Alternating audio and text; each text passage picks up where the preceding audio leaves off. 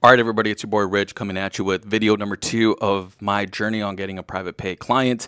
So, after I made that video, I was really kind of racking my brain about who would be my target population, right? I'm like, who do I need to shape my marketing material to?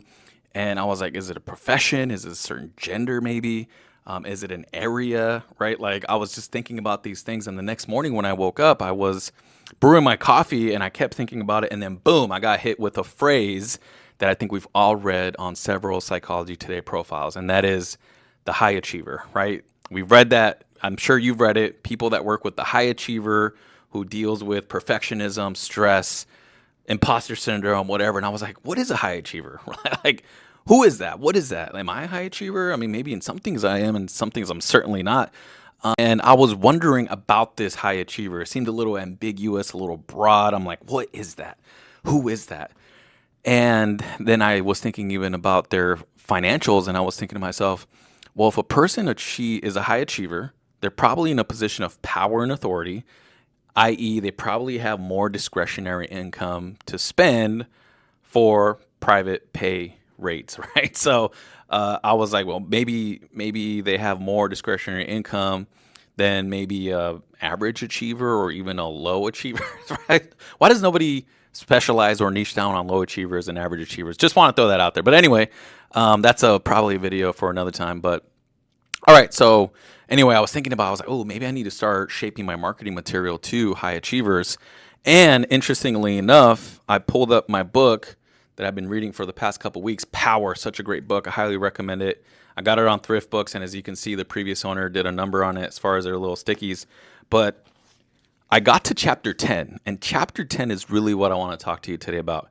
It outlines the 5 costs of power, and it was so compelling to me that I wanted to create a video just on those 5 costs of power, because this guy, who's a professor at Stanford now, writes about how anybody in any level or position of power can experience these things, and the higher up you go, excuse me, the more you're likely to experience these and more intensely. And so here we go. Cost number 1 is that you are under public scrutiny because of your very visible position. So consider the CEO, for example. That's a very extreme position, right? Or extreme example of somebody with power.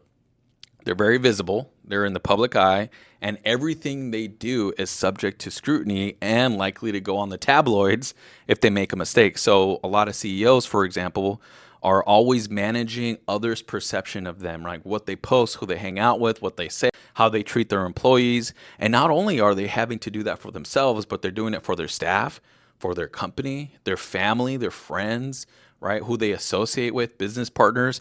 It's all about their brand, their reputation, and their image, because as we know, nowadays, like, social media can really make can explode if something happens that is undesirable. And so just think of the stress that they must be in to be constantly managing other people's perception of them. They just can't be real, and that's got to be pretty tough. All right, cost number 2 is loss of autonomy. And he says that a lot of people believe that when you achieve higher levels of power, we believe that they just have all this autonomy.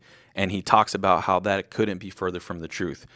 He says how, like, you really don't have any autonomy, that the schedule is so demanding, that so many entities want something from you, like your staff, other bosses, maybe stakeholders, the board, media, right? Like, there's so many demands that you're really at the behest of the calendar. Oftentimes, you don't even have control over your calendar. Like, you have your executive secretary managing the calendar. And so he talks about how you can have power or autonomy, but you cannot have both.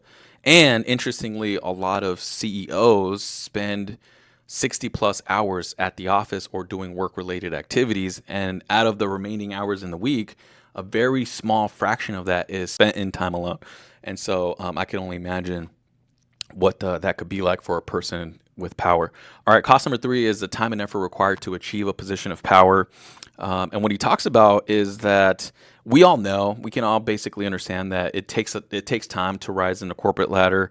But this is what's interesting. He said that a lot of these careers that really have a lot of power take a lot of time, and they are what he considers to be 2-person careers.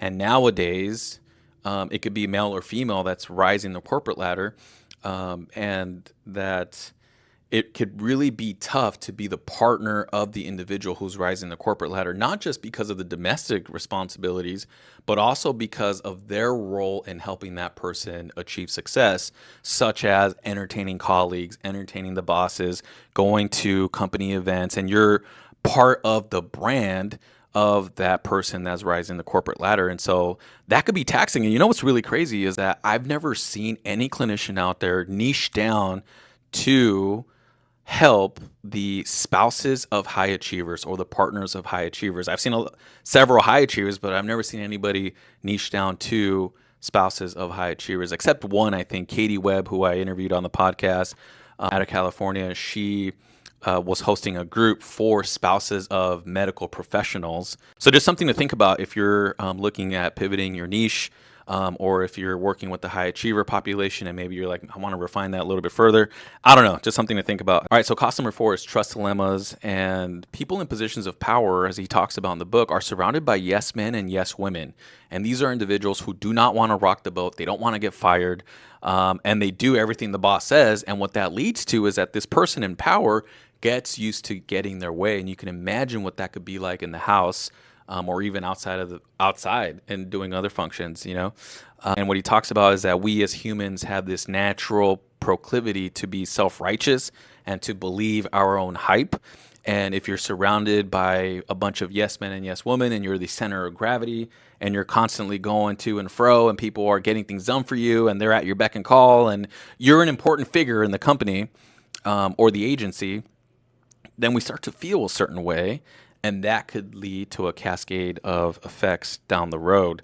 Not only that, but he talks about how at the higher levels of the executive management team, you're surrounded by really ambitious, hungry, driven, smart individuals. And there are many examples of those individuals gunning for that higher position. So, I can only imagine what it's like to be the boss, and now you're like always you have your radar on for any positioning. Like if somebody gives you a compliment, you're like, what does this guy want? What does she want? What is she trying to get out of me? That's got to be like low grade paranoia, and it's so just something to think about. Cost number 5 is that power is an addictive drug. And he talks about how there was a CEO from a really prominent bank who was talking about how being important, having power is like a caffeinated high where you're always going and going and going. And when you lose that, you lose your associates, you lose all your old friends, you lose many of your old contacts, because if they're still in the game and you're gone, then you're no longer relevant, and that could be taxing for a lot of those people in power who either retire or get ousted. So that could be a really massive identity shift. And what I thought was really interesting was that there was a study done about how people who are fresh out of a job have a higher likelihood of death than those who are not fresh out of a job. Oh, yeah. And what I wanted to mention was that I took all of this information, I plugged it into ChatGPT, and I said, hey, this is what I have. This is the niche that some people work with. Can you spit out some phrases that can be sprinkled throughout a Psychology Today profile for those of us that want to market to the high achiever? And you'd be surprised. It actually came out with some really good information. In fact, I asked it to create a sample paragraph tailored to the high achiever, and it was really, really on point. Like, I thought it was fire. It's probably one of the best paragraphs targeted to high achiever I've ever read. And I'm going to put that all down in the comment below. I'm going to attach a Google Drive file with the Word doc in it. Feel free to download it, take a look at it. I'd be curious to hear your thoughts. And that's all for now. Thanks. Bye.